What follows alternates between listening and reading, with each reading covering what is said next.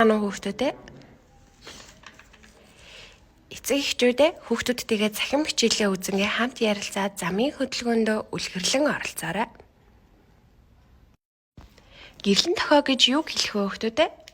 Гэрлэн дохио нь тээврийн хэрэгсэл болон явган зорчигчдыг аюулгүй зарчхад зориулсан анивчдаг тохиолдол юм.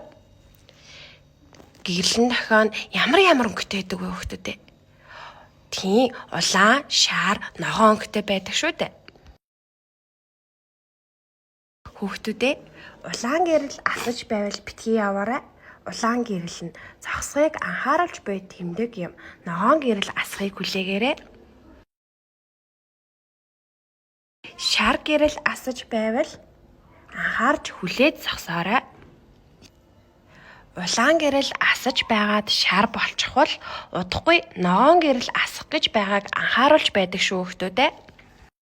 Гэрэл асвал харин явж болно шүү хүүхдүүдээ.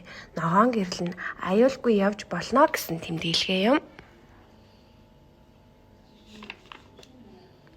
Хүүхдүүдээ замын ослоос өөрийгөө болон бусдыгаа хамгаалахын тулд юуг анхаарах ёстой вэ гэхээр явган хүний гарцаар гарахдаа анхаарал болгоомжтой аав ээж ах эгчийнхээ гарнаас хөтөлж гараарай хүүхдүүдээ.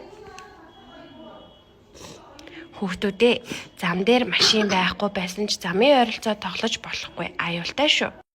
Заримдаа зам хөндлөн гарах үед цагаан гарц байгаа боловч гэрлэн дохио байхгүй тохиолдол байдаг.